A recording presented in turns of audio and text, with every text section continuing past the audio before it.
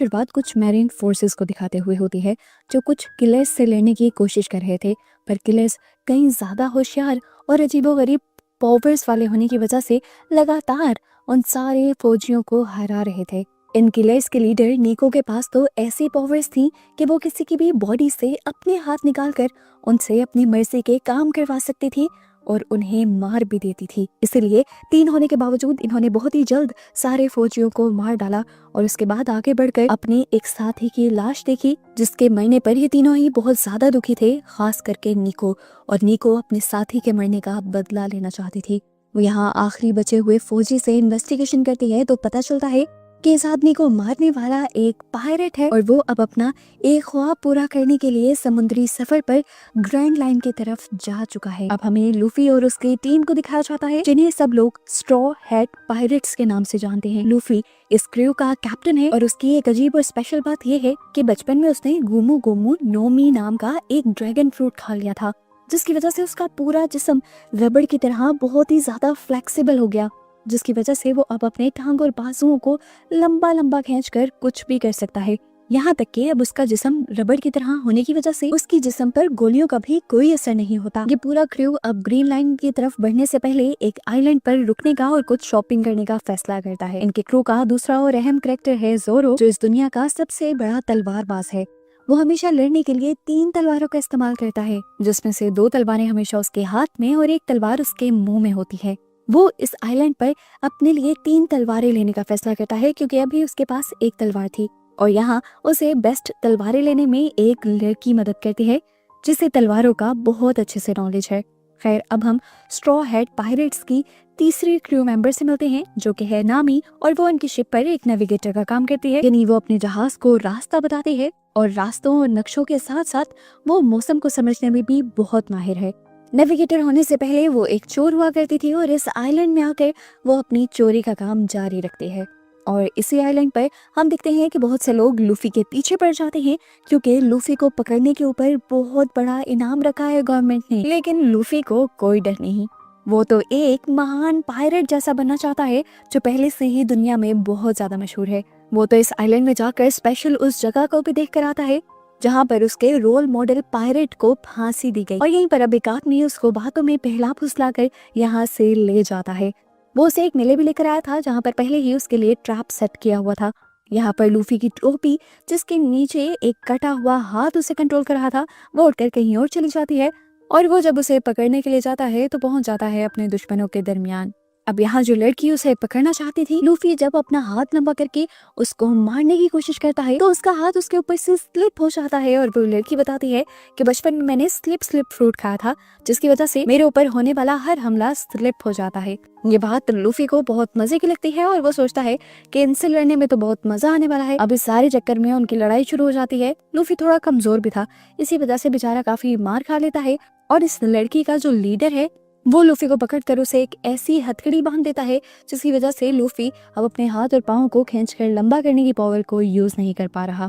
इसी सब के दौरान हमें एक नए कैरेक्टर स्मोकर को दिखाया जाता है, जो कि सभी पायरेट्स के खिलाफ है और पायरेट्स को पकड़कर मारना चाहता है। उसे पता चलता है जब कि लूफी उन्हीं के आइलैंड में आया हुआ है, तो वो लूफी को ढूंढने लग जाता है और यहाँ पता चलता है कि वो लड़की जिसने पहले जोरो को तलवारें लेने में हेल्प की थी, वो भी उसी की जासूस थी, जो अपने बॉस को लेकर उन्हें उसी मेले में ले आती है जहाँ लूफी था। यहाँ देखने को मिलता है कि लूफी की टीम लूफी को बचाने के लिए आ चुकी थी। जो लोग यहाँ उस लड़की से लड़ने लग जाते हैं जिसने लूफी को पकड़ा था, और वो लूफी को मौत की सजा भी सुनाने वाले थे। अब वो तलवार वाली लड़की जब जोरो को लड़ते हुए देखती है तो उसे बहुत अफसोस होता है कि वो भी एक पायरेट है, क्योंकि जोरो का टैलेंट उसे पसंद आ गया था। यहाँ पर दिखाया जाता है कि लूफी की टीम उस लड़की को चकमा देते हुए उसके ऊपर बॉम्ब से ऐसा हमला करते हैं कि वो हमला उस पर स्लिप ही नहीं हो पाता और उससे वो जख्मी हो जाती है। जबकि स्मोकर यहाँ देखता है कि लूफी इस मुश्किल टाइम में भी बिल्कुल वैसे ही हंस रहा था जैसे कभी वो अजीम पायरेट हंसा करता था,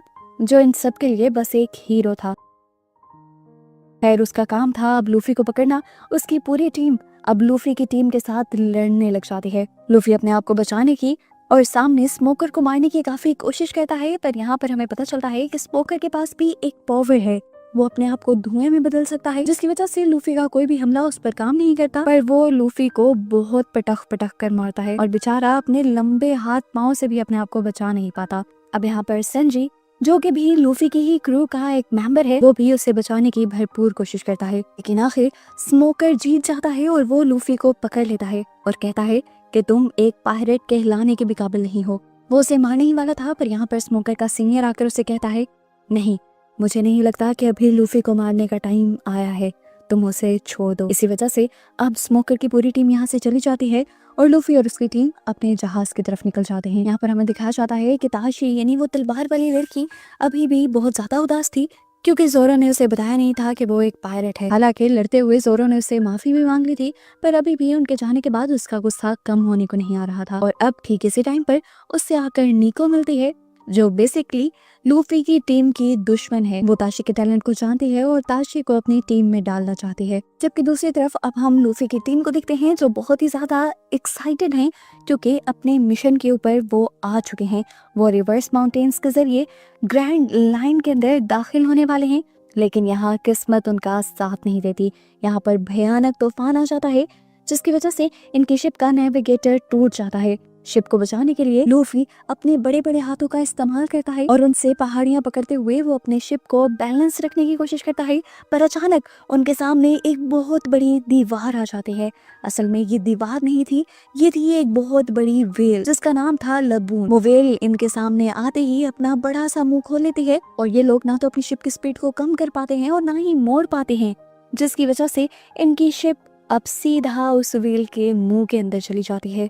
जबकि लूफी अपने बड़े से बाजू के जरिए अपने आप को पहाड़ी से लटकाकर बचा लेता है, लेकिन इस सब में वो डिस्बैलेंस होकर गिर भी गया था और जब उसे होश आया तो उसने देखा वो वेल उसके बिल्कुल सामने ही थी, जिस वेल के पेट के अंदर अब उसकी शिप और उसका पूरा क्रू थे। होश में आते ही वो वेल पर काफी गुस्सा होता है और उस पर हमला करने की भी कोशिश करता है, पर इससे वेल को बस गुस्सा ही आता है।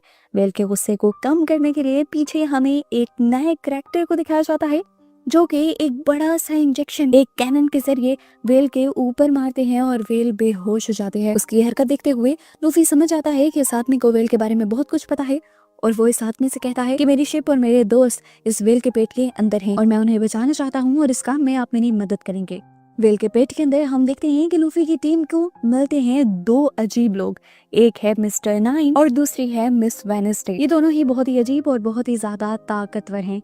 अब ये दोनों बिला वजह ही इन लोगों से लड़ने लगते हैं, लेकिन ये लड़के मिस्टर नाइन को हराकर उसके साथ ही मिस वेडनेसडे को ब्लैकमेल कर लेते हैं और इस लड़ाई को यहीं पर रोकते हैं। ये लोग उनको कैद कर देते हैं और इनकी बातों से जोरो को पता चल जाता है कि ये ब्रॉक वर्क नाम की एक कम्युनिटी के लिए काम करते हैं, जिनके एक लीडर को असल में जोरो की ही टीम ने मारा था।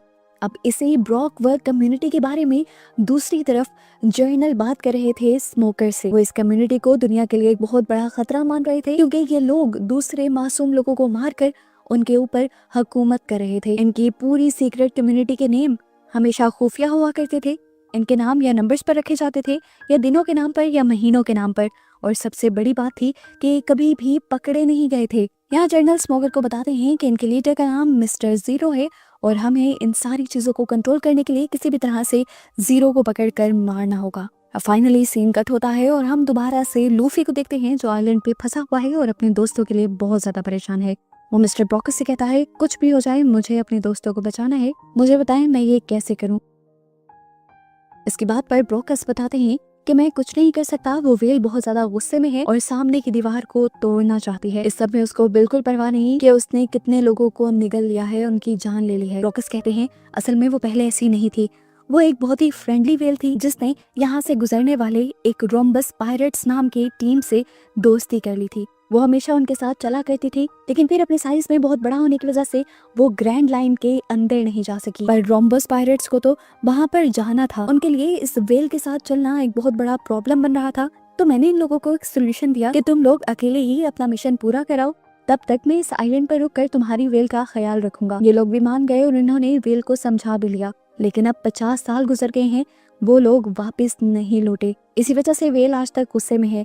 मैं उन पायरेट्स की बचाने वाली एक खास धुन को बजाकर कभी कभार वेल का गुस्सा कम तो कर देता हूँ, पर ये हर मर्तबा काम नहीं करता। ये सुनकर लूफी को जैसे एक उम्मीद मिल गई थी। वो अब वेल के पास जाकर वेल का गाना गाना शुरू कर देता है।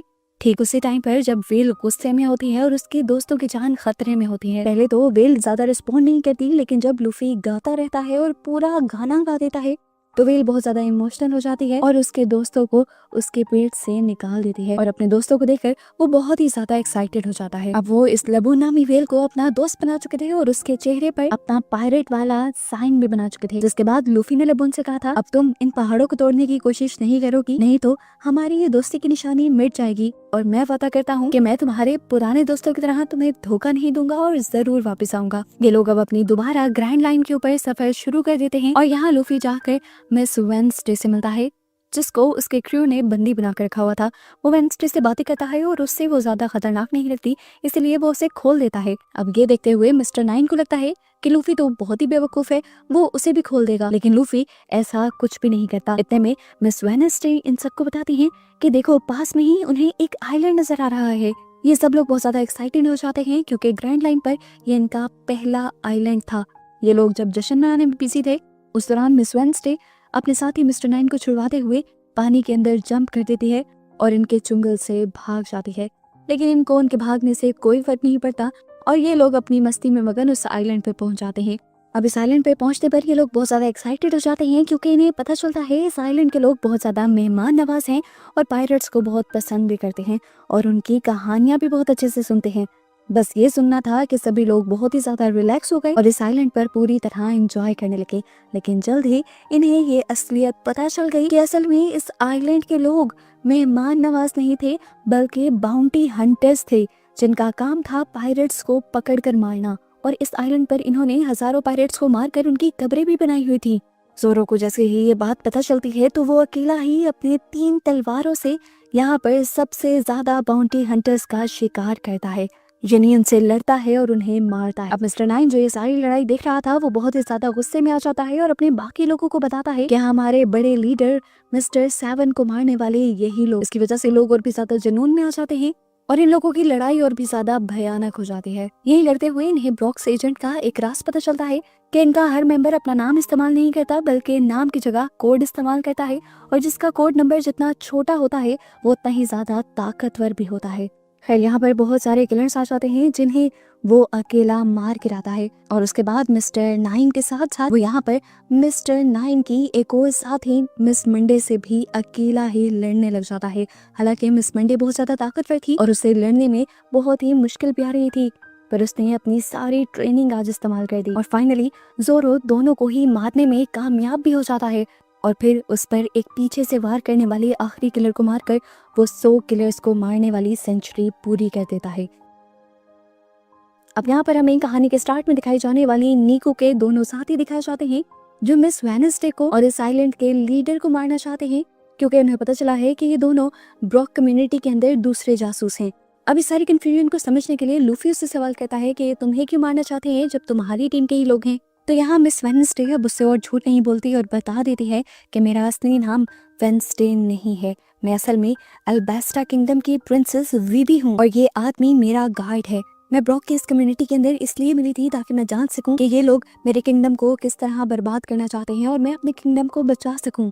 वीवी उसे ये भी बताती है कि ब्रॉक वर्क का लीडर मिस्टर जीरो है जो दुनिया के 7 वॉरलॉर्ड्स में से एक है और उसका असली नाम सर क्रोकोडाइल है। क्रोकोडाइल के पास सुना सुना नोमी की ताकत है जिसकी वजह से उसका जिस्म रेत में बदल जाता है। वो किसी भी चीज को निचोड़ कर राख बना सकता है और अपने पास रख सकता है।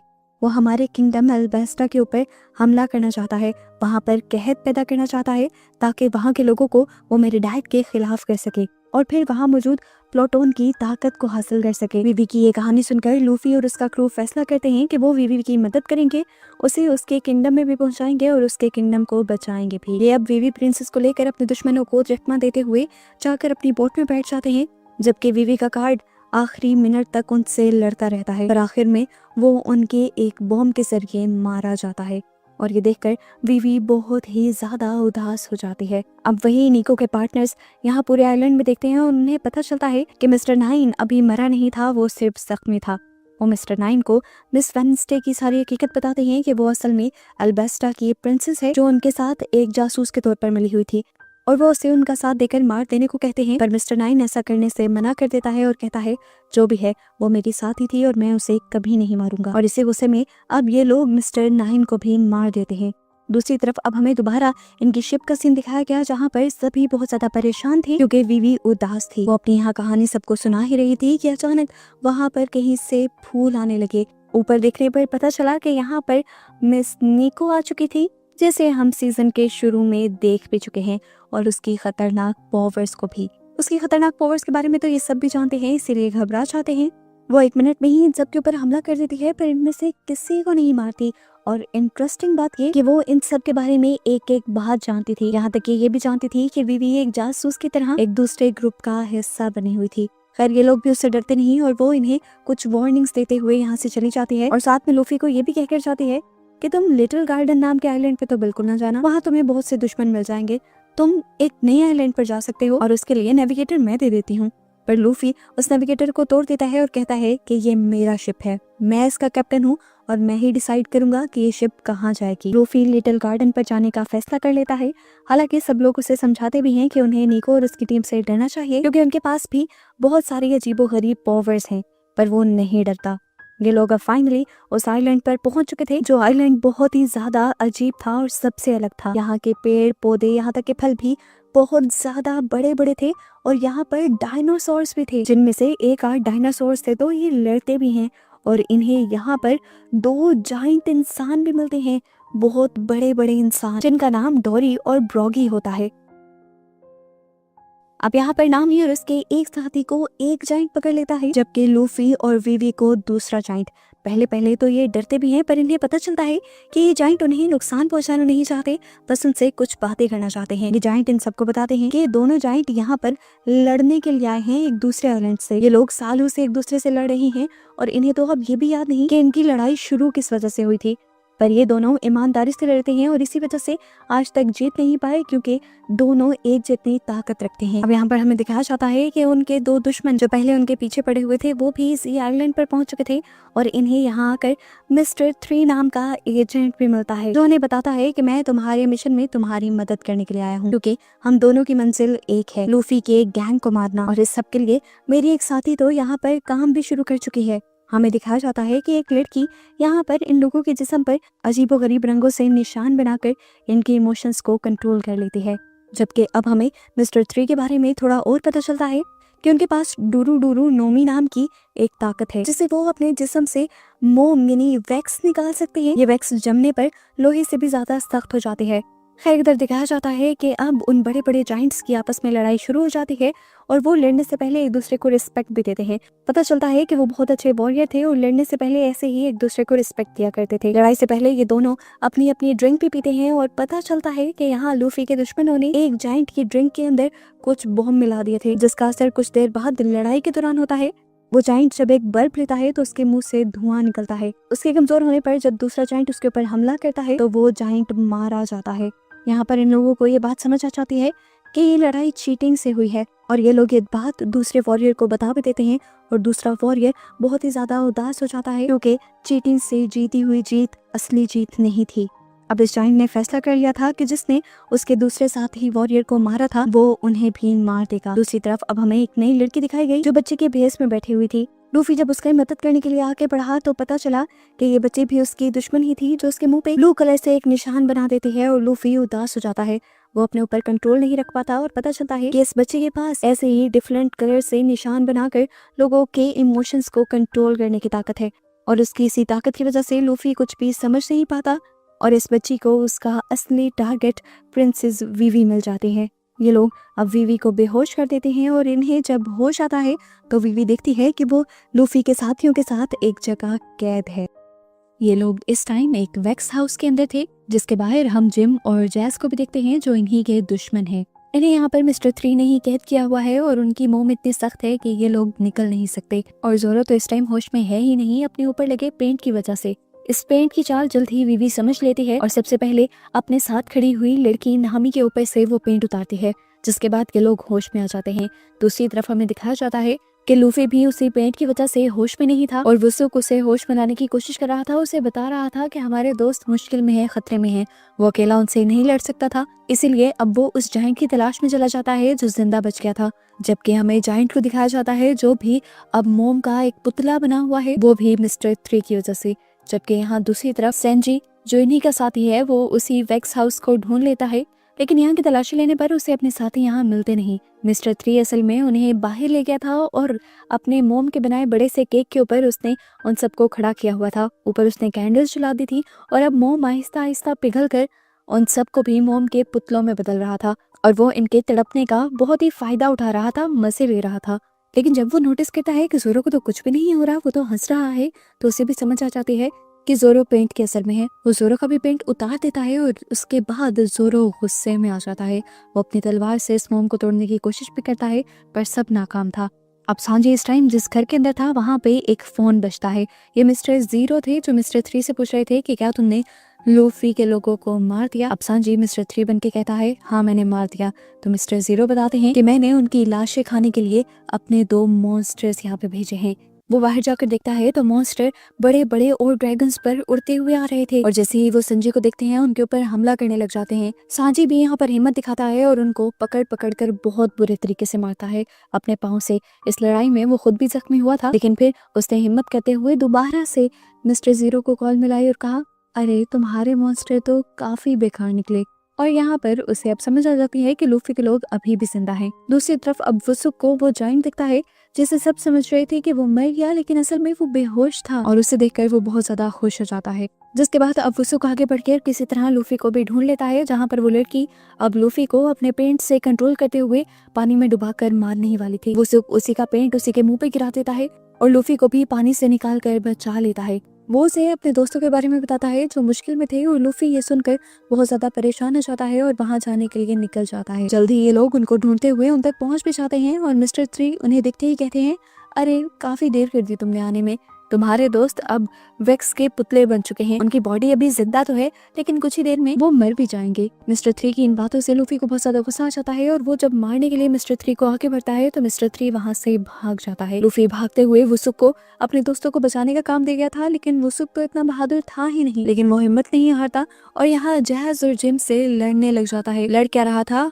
मानो ज्यादा मार ही खा रहा था। एक पॉइंट तो ऐसा आया कि जहाँ हमें लगने लगा कि वसुक जानबूझकर उनके जोर जोर के पंच खा रहा है और ये बात सच भी थी। असल में उनके पंच वसुक को चोट कम पहुंचा रहे थे। यहाँ ये मोम का स्टैचू ज्यादा तोड़ने में काम कर रहे थे, जिसके टूटने की वजह से अब उसके दोस्त आजाद हो गए थे।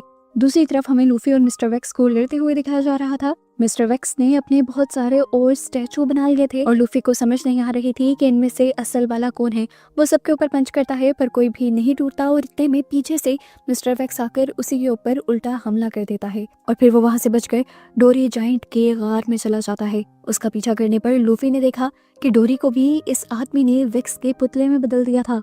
इससे पहले कि वो जाइंट के लिए कुछ करता, यहाँ पर मिस्टर 3 आकर उसके भी हाथों को वैक्स में बंद कर देता है और ये देखकर उसे इतना गुस्सा आता है कि अब वो अपना वैक्स वाला हाथ ही बड़ा करते हुए उसे इतनी जोर से मारता है कि वो यहाँ से दूर चला जाता है। उसके बाद वो इसी हाथ के जरिए जाइंट को भी आजाद करवा देता है और पहाड़ पर ये वैक्स मारकर इस वैक्स को तोड़कर आजाद होकर अपने दोस्तों के पास आ जाता है। जैज और उसके साथी को तो इन लोगों ने मारकर भगा दिया था और लड़ते हुए उनके हाथ से एक नेविगेटर गिर गया था जो कि एल्बास्टर किंगडम का था, जहाँ पर वीवी को इन्हें लेकर जाना था। अब यहाँ पर दोनों जाइंट भी एक दूसरे को जिंदा देखकर बहुत ज्यादा खुश हो जाते हैं और फैसला करते हैं कि वो अब से लड़ेंगे नहीं।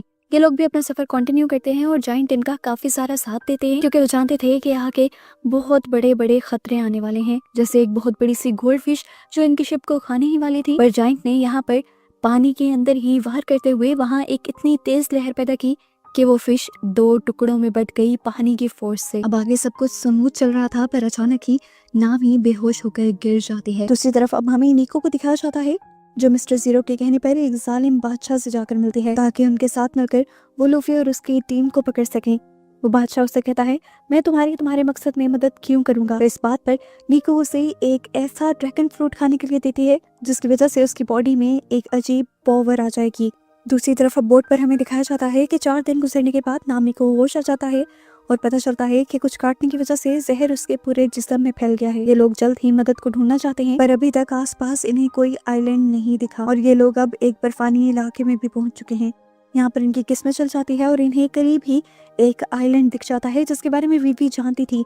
ये ड्रम किंगडम था। यहाँ के लोग बहुत अच्छे थे और वो जानती थी कि यहाँ पर बहुत सारे डॉक्टर्स भी होते हैं, पर वो अंदर जाने से पहले एक शर्त रख देती है कि किसी को भी मेरे बारे में पता नहीं चलना चाहिए, क्योंकि पहले ड्रम किंगडम और हमारा किंगडम दुश्मन हुआ करते थे। अब वो जब वीवी से रीजन पूछते हैं तो रीजन जानने के लिए कहानी पास्ट में चली जाती है। हमें वर्ल्ड ऑर्गेनाइजेशन की एक मीटिंग दिखाई जाती है जहाँ पर हम छोटी वीवी को देखते हैं। उसी मीटिंग के अंदर असल में वेपल की यानी इस किंगडम के राजा की और उसके डैड की बहुत बुरी बहस हो गई थी, लड़ाई हो गई थी। फिर सीन्स दोबारा प्रेजेंट में आते हैं और ये लोग उस किंगडम के दरवाजे के बाहर खड़े होते हैं, पर कोई इन्हें अंदर नहीं आने देता।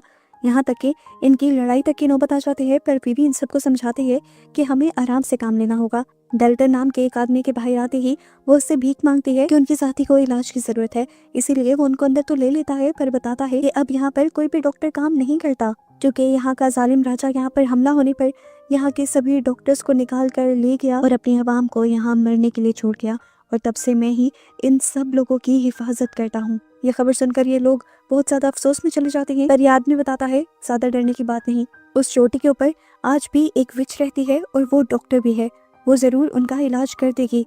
विच का नाम सुनते ही पहले तो ये लोग डर जाते हैं, पर लूफी फैसला करता है कि वो ज्यादा देर नहीं करेगा और इलाज करवाने के लिए लंबा रास्ता तय करने के बजाय अपने साथी को गोद में उठाते हुए इस सीधी चट्टान के ऊपर चढ़ेगा। सीन कट होकर दूसरी तरफ हमें स्मोकर और ताशी को दिखाया गया, जो ब्रॉक की टीम के साथ साथ लूफी और को भी पकड़ना चाहते थे। एक आइलैंड में सब लोगों का पीछा करते हुए उन्हें वहां पर कुछ किलर्स मिल जाते हैं, जिनके साथ ताशी लड़ती तो है लेकिन ताशी उसे मारती नहीं, और स्मोकर इस बात पर उसे शाबाशी देता है। पता चलता है कि ये मिस्टर 11 था, जिसे अब पकड़कर ये लोग मिस्टर 0 का यानी उनके लीडर का पता चलाने वाले थे। अब यहाँ पर हम वीवी और डेल्टन को दोबारा एक साथ देखते हैं और पता चलता है कि ये लोग पहले भी मिल चुके हैं उसी मीटिंग के अंदर, जब वीवी छुपकर उस सारी मीटिंग को सुन रही थी, जबकि उसके गार्ड ने उसे ऐसा करने से मना भी किया था, पर क्योंकि उसे लगता था कि वो अगली इस किंगडम की शहजादी बनेगी तो उसे हर चीज का पता होना चाहिए। इस दौरान वेपल वो बुरा बादशाह वीवी के डैड से लड़ चुका था, वो गुस्से में जब बाहर आता है तो उसे वीवी नजर आ जाती है और वो वीवी को गुस्से में थप्पड़ मार देता है। वीवी का गार्ड उसका बदला लेने के लिए आगे आता है तो वीवी इस लड़ाई को यहीं रोक देती है, क्योंकि वो जानती थी कि अगर लड़ाई आगे बढ़ी तो जंगों तक चली जाएगी, और उस दिन डेल्टा को पता चला था कि ये बच्ची बहुत ही ज़हीन है। इस टाइम हमें दिखाया जाता है कि वीवी बहुत ज्यादा परेशान है, क्योंकि ये किंगडम दुनिया का बेस्ट किंगडम हुआ करता था और यहाँ की दवाइयाँ पूरी दुनिया में मशहूर थी, और अब यहाँ के अपने लोग इलाज के लिए तरस रहे थे। वो अब अपने किंगडम को बचाने के साथ साथ इस किंगडम के लिए भी कुछ करना चाहती थी। सीन कट होकर दूसरी तरफ दोबारा हमें लूफी को दिखाया गया, जो तो ऊपर चढ़ ही रहा था हिम्मत करके, पर सांजी की अब हालत खराब हो गई थी। वो हिम्मत खो बैठता है और नीचे गिरने ही वाला होता है, पर ठीक वक्त पर लूफी उसे देख लेता है और अपनी गर्दन को लंबा करते हुए अपने मुंह से उसे कैच करके पहाड़ी के ऊपर फेंक देता है, और फिर ये लोग खुद भी वहां आ जाते हैं। इनके सामने अब वो महल था, लेकिन इनके अंदर इतनी भी ताकत नहीं थी कि ये वहां से आगे बढ़ सकें। इनके सामने इस टाइम एक मॉन्स्टर आया और लूफी ने बेहोश होने से पहले उससे मदद मांगी, जिसके बाद सीन यहीं पर कट हो गया। कुछ देर बाद इन्हें होश आया तो ये लोग एक घर के अंदर थे। नामी को सबसे पहले यहाँ पर एक छोटा सा जानवर नजर आता है, जो उसे देखते ही छुप जाता है।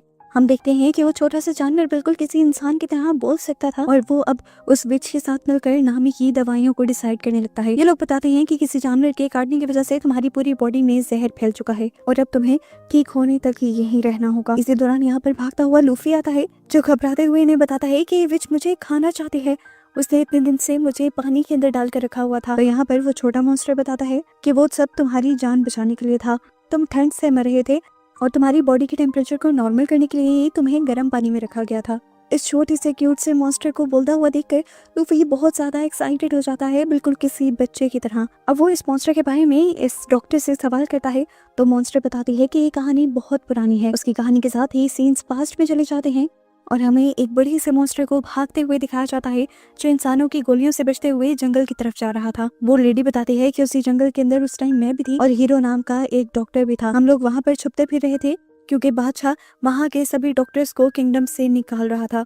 इस टाइम हम लोगों ने डिसाइड किया कि हम दोनों अलग अलग डायरेक्शंस में जाएंगे, ताकि कम से कम एक डॉक्टर तो इस किंगडम में बच सके। हमारी इसी बातों के दौरान हमें उस मॉन्स्टर के भागने की और गोलियों के चलने की आवाज आई, और हीरो ने जब उस मॉन्स्टर के पाँव के निशानों का पीछा किया तो देखा कि वो निशान चलते चलते छोटे होते जा रहे थे और उन निशानों के खत्म होने पर उन्हें ये छोटा सा मॉन्स्टर मिला। इन्होंने उसका नाम चॉपर रखा और फिर हीरो ने उसे अपने साथ रख लिया। कुछ दिन बाद डॉक्टर हीरो को पता चला कि चॉपर बोल भी सकता है। उसके बोलने की पावर से डॉक्टर भी बहुत ज्यादा हैरान हुए थे। खैर वो ये बात समझ गए थे कि जरूर उसने कोई ड्रैगन फ्रूट खाया होगा। अब चॉपर भी डॉक्टर को बताता है कि ये लोग मुझे इसीलिए मार रहे थे क्योंकि मैं उनके सामने बोलने लग गया था। वक्त गुजरता रहा और ये दोनों एक दूसरे से बहुत ज्यादा अटैच हो गए। हीरो के पास जितना भी नॉलेज था पायरेट्स का, इस दुनिया का, और साथ ही साथ डॉक्टर होने का और दवाइयाँ बनाने का, उसने ये सारी चीजें साथ ही साथ उस बच्चे को सिखा दी। और यहाँ अब ये लोग एक ऐसी दवाई पर काम करना शुरू कर चुके थे जो दुनिया की हर बीमारी को ठीक कर सकते हो। चॉपर हीरो से पूछता है, हम ऐसी दवाई कैसे बना सकते हैं? मुझे नहीं लगता कि दुनिया में कोई ऐसी जड़ी बूटी है जो किसी भी बीमारी को ठीक कर सके। तब हीरो ने उसे बताया कि ऐसी एक दवाई है। एक मर्तबा जंग के दौरान कुछ लोग एक खास जंगल से गुजर रहे थे। वहां पर एक आदमी जो बहुत ज्यादा बीमार था और जख्मी भी था, एकदम से उसके ऊपर चेरी ब्लॉसम की बारिश होने लगी। और जब वो कुछ अरसे बाद अपने घर वापस लौटा तो उसे पता चला कि वो बिल्कुल ठीक हो चुका था। यानी चेरी ब्लॉसम ही वो जड़ी बूटी थी जो सारी बीमारियों को ठीक कर सकती थी। लेकिन अकेली नहीं, चेरी ब्लॉसम के अंदर डेथ वैली से लाए हुए एक मशरूम को भी मिलाना पड़ता था, जिसे लाना तकरीबन नामुमकिन था। कुछ अरसे बाद चॉपर को एक भयानक हकीकत ये पता चली कि हीरो खुद ही बीमार था और वो उस दवाई को सबसे पहले खुद के लिए इस्तेमाल करना चाहता था। लेकिन फिर दिन गुजरते रहे और उसके अंदर उम्मीद खत्म हो गई कि वो दवाई बना पाएगा। उसके जब मरने के दिन करीब आ गए तो उसने चॉपर को घर से बाहर निकाल दिया क्योंकि वो नहीं चाहता था कि चॉपर उसे मरता हुआ देख ले। चॉपर ने कई दिन तक दरवाजे पे खड़े होकर उसके दरवाजा खोलने का इंतजार किया, पर हीरो उसके लिए अपने दिल में रहम नहीं ला सका। कुछ दिन बाद जब वो विच डॉक्टर उसे देखने के लिए आई तो वो भी उसकी हालत को देखकर बहुत ज्यादा परेशान हो गई और उस पर गुस्सा करने लगी। वो हीरो से इसलिए भी नाराज थी कि उसने चॉपर को बेघर कर दिया था, पर हीरो कहता है मेरे पास इसके अलावा कोई रास्ता नहीं था। अब वो अपना पायरेट्स वाला फ्लैग और कुछ और चीजें इस विच को देता है और उससे वादा लेता है कि तुम मेरे चॉपर का ध्यान बहुत अच्छे से रखोगी। लेकिन यहाँ पर ये विच इस चीज से मना करके वहां से चली जाती है। दूसरी तरफ हमें दिखाया गया कि हीरो अब उस दवाई को बनाने में कामयाब हो ही गया था जो चेरी ब्लॉसम के फूलों से बननी थी। उसी दिन अब थका हारा चॉपर इस घर के अंदर वापस आया। उसके हाथ में इस टाइम एक मशरूम था जो वो बहुत मुश्किल से डेथ वैली से लेकर आया था और डेथ वैली के अंदर जाने की वजह से उसकी हालत भी बहुत ज्यादा खराब हुई हुई थी। उसकी इस हरकत से हीरो बहुत ही ज्यादा इमोशनल हो जाता है और उसे अपने साथ रख लेता है और उसके लिए मशरूम का वो कहवा बनाकर भी पी लेता है और बताता है कि अब मैं इसकी वजह से बिल्कुल ठीक हो गया हूँ। ये कहने के बाद वो अब अपना कुछ सामान पैक करता है और यहाँ से नीचे जाने के लिए निकल जाता है क्योंकि उसे खबर मिली थी कि नीचे लोग बहुत ज्यादा बीमार थे और वो सबकी मदद करना चाहता था। चॉपर ने भी उसे बाय किया और वो यहाँ से चला गया।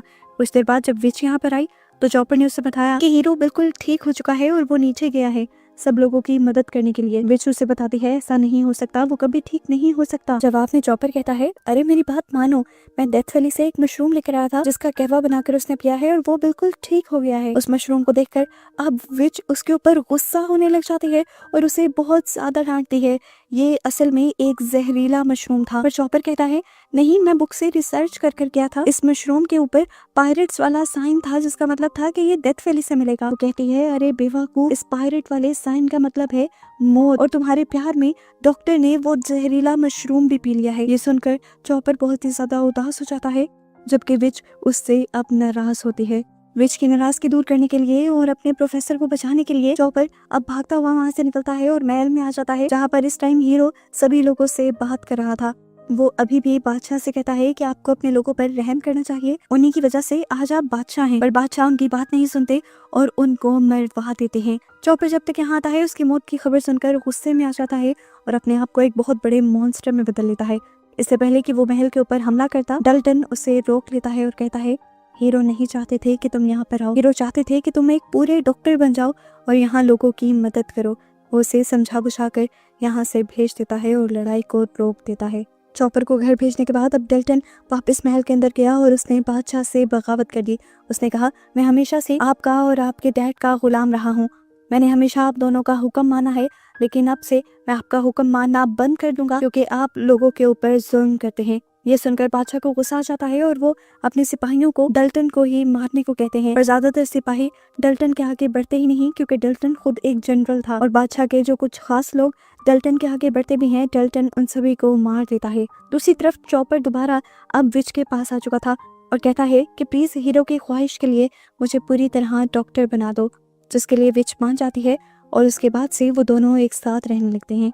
जिसके बाद अब स्टोरी दोबारा प्रेजेंट में आ जाती है, जहाँ हमें दिखाया जाता है कि ये सब लोग बहुत ज्यादा इमोशनल हो चुके थे। विच के मुंह से ये सारी स्टोरी सुनकर प्रेजेंट में अब हमें दिखाया गया कि डल्टन के साथ लूफी के बाकी सभी साथी थे, यहाँ तक कि जोरो भी था। ये लोग जब बात ही कर रहे होते हैं तो डल्टन को किसी खतरे का एहसास होता है और अगले ही पल जब वो खतरा चेक करने के लिए जाता है तो पता चलता है कि वो बादशाह जिसके साथ डल्टन ने गद्दारी की थी इस किंगडम को बचाने के लिए, उसके लोग आकर उसके ऊपर हमला कर देते हैं और फिर उसे पकड़कर वेपल के पास ले जाते हैं। पता चलता है कि अब वेपल निको के दिए हुए फ्रूट को खाकर बहुत ज्यादा ताकत के साथ यहाँ आया था डल्टन को उसके किए की सजा देने के लिए।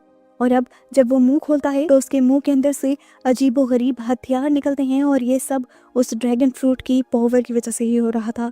दूसरी तरफ हमें दिखाया जाता है कि निको जाकर वीवी से मिलती है और उसे बताती है कि तुम अभी भी अपने किंगडम से बहुत ज्यादा दूर हो और तुमसे पहले हम तुम्हारे किंगडम के अंदर पहुंचकर अपना मिशन पूरा कर देंगे और तुम्हें पता है कि तुम वहां पर पहुंच भी नहीं पाओगी क्योंकि तुम अभी भी डल्टन का साथ दे रही हो, जबकि डल्टन को मारने के लिए यहाँ का बादशाह वेपल बहुत सारी ताकत लेकर आ गया है। ये सारी बातें सुनकर वीवी बहुत ज्यादा डर जाती है और निको यहाँ से चली जाती है, जबकि वो सुख देखता है कि दूर से वेपल के सारे सिपाही आ रहे थे जो भी अब भयानक मॉन्स्टर में बदल चुके थे। साथ ही उन्होंने लोहे के आर्मर भी पहने हुए थे, यानी उनको नुकसान पहुंचाना तकरीबन नामुमकिन था। इस स्टेज में ये दोनों सबसे पहले लूफी को बुलाने का डिसाइड करते हैं। अब वीवी एक खास किस्म के एरो का इस्तेमाल करते हैं और 2 मरतबा में कर वो जल्दी से उस चट्टान के ऊपर पहुंच जाती है। वीवी जब ऊपर आकर सबको सारे खतरे के बारे में बताती है तो लूफी के अलावा सारे डर जाते हैं, पर लूफी को कोई डर नहीं था। वो लड़ाई के लिए तैयार हो जाता है और विच से मदद भी मांगता है, पर विच कहती है मैं इस लड़ाई में नहीं आने वाली। वेपल तो पहले से ही बहुत ज्यादा खतरनाक था और अब तो वो ड्रैगन फ्रूट खाकर पता नहीं क्या बन गया होगा। यहाँ चॉपर उसे समझाने की कोशिश करता है कि लोगों की मदद करना तो डॉक्टर का फर्ज होता है, लेकिन विच यहाँ किसी की बात नहीं सुनती। अब विच जहाँ पर गई थी उसे वहाँ पर डल्टन जख्मी मिल जाता है, लेकिन वो देखती है कि डल्टन अभी भी हिम्मत कर खड़ा हो रहा था। विच उससे पूछती है कि तुम कहाँ जा रहे हो और क्या करना चाहते हो।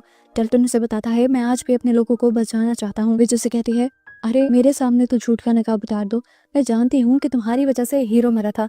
डल्टन कहता है मैं मानता हूँ वो मेरी गलती थी, लेकिन मैं उस टाइम भी अपने लोगों को बचाना चाहता था। उस टाइम भी मैंने इसीलिए गद्दारी की थी और आज भी मैं अपने लोगों को बचाना चाहता हूँ। ये कहते ही वो वहीं पर बेहोश होकर गिर जाता है और विच जो कि इस लड़ाई में पड़ना ही नहीं चाहती थी, मजबूरन उसे अब डल्टन की मदद करनी पड़ती है। दूसरी तरफ हमें दिखाया गया कि वेपल अब वीवी को मारने के लिए सबसे पहले इसी टावर के अंदर आ गया था। असल में निको के साथ उसका यही कॉन्ट्रैक्ट हुआ था कि वो सबसे पहले लूफी के ग्रुप को मारेगा और फिर वीवी को मारेगा। वो जैसे ही वीवी के ऊपर हमला करने ही वाला होता है, लूफी उसे अपने बड़े से हाथ से बचा लेता है, जबकि नीचे किंगडम में हमें बहुत ही बुरा हाल दिखाया जाता है। बड़े बड़े मुंह वाले, 2-2 सरों वाले, 2-2 जिस्मों वाले मॉन्स्टर यहाँ अटैक करने लग जाते हैं, लेकिन खुद उनके ऊपर किए गए किसी हमले का उन मॉन्स्टर्स पर असर नहीं हो रहा। यहाँ जोरो और सारे किंगडम वाले अपनी आज़ादी के लिए इन सब से लड़ रहे थे, पर कोई फायदा नहीं था। पीछे से वुसक भी सभी लोगों की मदद करते हुए मॉन्स्टर्स पर आग के गोले फेंकता है, पर मॉन्स्टर उस सब के बावजूद भी बच जाते हैं। सीन्स दोबारा उसी ऊपर वाले महल का दिखाया गया, जहाँ पर एप्पल सबसे पहले लूफी को ही मारना चाहता था, जिसके लिए वो अपना मुंह बहुत ज्यादा बड़ा कर लेता है और अपने मुंह के अंदर एक तोप भी निकाल लेता है। इससे पहले वो हमला करता, लूफी अपने हाथ को बड़ा करते हुए उसके मुंह को बंद करने की कोशिश करता है, पर नाकाम रह जाता है। तोप का गोला चलने ही वाला था, लूफी मरने ही वाला था, पर ठीक वक्त पर वीवी वहां जाती है और उसके मुंह को रस्सी डालकर बंद कर देती है। तोप का गोला उसके मुंह के अंदर ही चल जाता है और वो जख्मी हो जाता है। वो छोटा मॉन्स्टर चॉपर अब अपने बड़े वाले रूप में आकर नीचे किंगडम के लोगों का साथ देने लग जाता है। अब ऊपर महल में जहाँ सबको लग रहा था कि वेपल मर गया, वो देखते हैं कि वेपल दोबारा खड़ा हो जाता है और लूफी से कहता है तुम बड़े पायरेट बने फिरते हो, मैं किसी पायरेट से नहीं डरता, सबसे पहले तो मैं तुम्हारे उस झंडे को गिराऊंगा। ये कहते ही वो उस झंडे के ऊपर अपने तोप का गोला चलाने ही वाला था, पर लूफी उड़कर उसके सामने आकर अपने झंडे को बचा लेता है।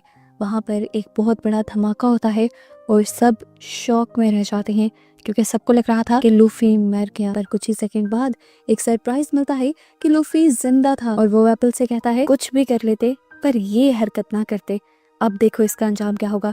ये कहते हुए वो वेपल की तरफ बढ़ता है और उसे एक जोरदार पंच करते हुए इस हवेली से गिरा देता है। ऊंचाई से गिरते हुए वो बुज़दिल बहुत ही ज्यादा कमजोर हो गया था और उसके कमजोर होते ही उसकी ताकत से यहाँ पर जितने भी उसके सिपाही मॉन्स्टर बने हुए थे और शहर में तबाही फैला रहे थे, वो भी आम इंसान बन जाते हैं और बाकी किंगडम के लोगों का उन सिपाहियों से लड़ना आसान हो जाता है। आसान लफ्जों में कहें तो ये किंगडम वाले वेपल के साथ इस जंग को जीत जाते हैं और ये सब लोग बहुत ज्यादा खुश होते हैं क्योंकि लूफी ने एक और मर्तबा जीत को इनकी कदमों में लाकर रख दिया था। इस लड़ाई के बाद अब ये सब लोग एक साथ मिलकर काम करने का फैसला कर लेते हैं, जबकि लूफी और उसकी टीम वापसी के सफर के लिए इरादा कर लेते हैं। लूफी चॉपर को भी अपने साथ चलने को कहता है क्योंकि वो जानता था कि चॉपर को पायरेट्स बहुत ज्यादा पसंद है। चॉपर पहले थोड़ा सा हिचकिचाता है पर वो फिर मान जाता है और विच भी उसे बहुत ही भारी दिल के साथ इजाजत दे देती है। हालांकि वो जानती थी कि अगर चॉपर चला गया तो वो इस दुनिया में अकेली रह जाएगी। सीन कट होकर हमें दोबारा से उस विच को और डल्टन को दिखाया गया जो अब चॉपर के जाने का और हीरो के मरने का दुख मना रहे थे। इस टाइम उस विच के हाथ में वही दवाई थी जो हीरो इस्तेमाल नहीं कर पाया था। वो अब उस दवाई को एक कैनन में डालती है और बादलों में शूट कर देती है, जिसकी वजह से वो दवाई बारिश की तरह पूरे आइलैंड पर बरसने लग जाती है और आइलैंड के सभी लोग ठीक होने लगते हैं। यहाँ तक कि वो दवाई लूफी की शिप पर भी आकर गिरती है और चॉपर इस दवाई को देखकर समझ जाता है कि ये हीरो की ही बनाई हुई दवाई थी। इसीलिए अब चॉपर शिप पर बहुत ज्यादा रोने लग जाता है और सब लोग उसे संभालते हैं। जिसके बाद अब वीवी भी काफी उदास थी क्योंकि वो जानती थी कि जल्द ही वो अपने दोस्तों के साथ छोड़ देगी। पर लूफी कहता है, अरे इतना जल्दी ऐसा नहीं होगा, अभी तो हमें बहुत सारे दुश्मनों से लड़ना है, ब्रॉक के सारे लोगों को मारना है और फिर तुम्हारे किंगडम को भी तो बचाना है। तब तक हम बहुत ज्यादा टाइम एक दूसरे के साथ हैं, फिर ही हम अपने मिशन वन पीस को ढूंढने के लिए निकलेंगे। ये सुनकर बीवी बहुत ज्यादा खुश हो जाती है, जबकि दूसरी तरफ हमें स्मोकर को दिखाया जाता है। स्मोकर को मिस्टर जीरो और उसके साथ साथ लूफी की लोकेशन का पता चल जाता है और वो अपने मिशन के लिए निकल जाता है। जबकि अब मिस्टर जीरो को हम निको के साथ देखते हैं। निको और वो मिलकर अल्बेस्टा किंगडम को तबाह करने की प्लानिंग कर रहे थे, जबकि दूसरी तरफ लूफी की टीम उसी किंगडम को बचाने की तैयारी कर रही थी। और इसी तरह बस इन दोनों को दिखाते हुए ये सीजन यहीं पर खत्म हो जाता है।